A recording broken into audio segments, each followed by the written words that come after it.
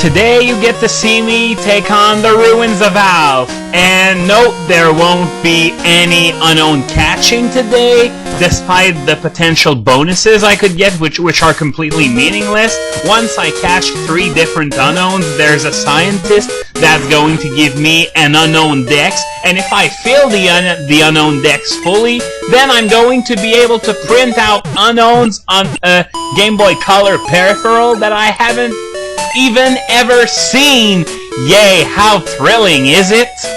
I mean, why would I waste my hard-earned money on Pokeballs to catch a bunch of worthless unknowns with worthless stats that know one slightly not so worthless move? Okay, as you can see, I'm gonna milk that berry tree for all it's worth. But seriously, if I want to have a collection of unknowns, what I'm gonna do is buy a box of alphabets, buy a bunch of ping pong balls, cut the ping pong balls in half, take an alphabet, stuff it in the ping pong ball, take the ping pong ball back together, and then do that for every letter of the alphabet, and there, bam, an unknown collection. And it would still be more worthwhile than having an actual unknown collection on your Pokemon game. That's just stupid. I mean, look at the name, Unown. It's the complete opposite of own. It does anything but own. Although, they do have the potential to take down my Ghastly if I'm not careful, so while I'm doing that training, I gotta be real careful, especially at the beginning. Okay, here's the research center where I can potentially get that unknown dex. Not that I'm ever going to get close to getting it, so I could show it to you, but come on, catching 3 unknowns, that's just not worth it. Exploration year 10, the computer says, huh? So, in 10 years, they haven't ever been able to solve that Kabuto puzzle in the upper ruined chamber, whatever you want to call it. And that machine in the corner just there, I wonder if it has anything to do with that printer thing that I talked about earlier once you got all the unknowns. So I'll just check it out and see what it says. This doesn't seem to work yet. So yeah, I think that might be the in-game representation of that printer thing. If anyone could explain to me how it works, I would be very thankful. I got an explanation for the e-reader late in my Pokemon Red LP. Okay, so this is the main chamber where the unknowns, whatever, where they appear once you've solved at least one of the puzzles. And while there are no unknowns here, there are a few NPCs looking at the chamber. But once you release some unknowns into this chamber, they all run away, and you're all alone with a bunch of super crappy Pokemon ripe for the taking. And there are also unknown paintings on the walls, though I don't think they have any sort of actual meaning. Not only that, but there are a few unknowns, not even remotely close to half of them, but there's a slight minority that just looking at them, I have trouble figuring out which letters they are. But I guess it's still sort of cool, the whole alphabet thing, and there are even question marks and exclamation points that were introduced in the 3rd generation, but well, what they need is something to make them stronger. Well, I got an idea. Give them any move that has power in the name. Earth power, ancient power, secret power. That right there. Wait, is he saying Ruins of Alph, a look and touch tourist site, try the sliding stone panels? Like, am I talking to a guy, or am I talking to an automatic robot thing or something? Because that's the kind of thing you would read on a sign, not hear from an actual living and breathing person. Well, that was most definitely weird. So, for that power thing, it would really help to have 4 moves instead of 1. Not that it would take them off the bottom rung, but you get the idea. So here, there are sliding panels that depict, well, you get the idea, a Pokemon drawn by the ancients. Well, how do you know that? According to what I found out earlier, that no one has been able to solve it in 10 years.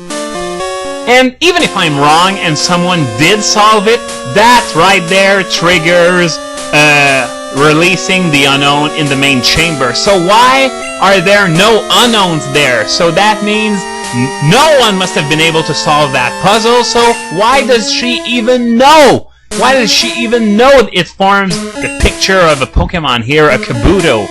And okay, so this right there is new to Crystal. It's not in gold and silver, and if I take a look at that wall in front of me, there's going to be a word in Unown-speak, which is a clue for something that I have to do, escape.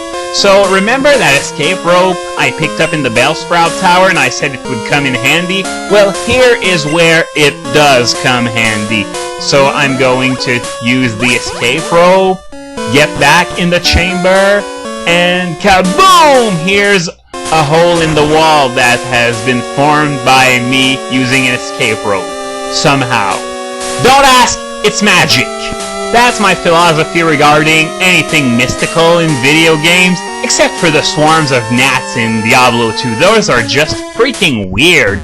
So here I'm going to raid this secret chamber, and how long have those berries been there exactly? I'm sure they must be rotten by now. And energy powder, if I remember, those powder things, they heal your Pokemon, but they also make it unhappy. So if you care about the power of your return, don't use it. Okay, so now there's something written in Unown-speak. Our word shall remain here for the ages.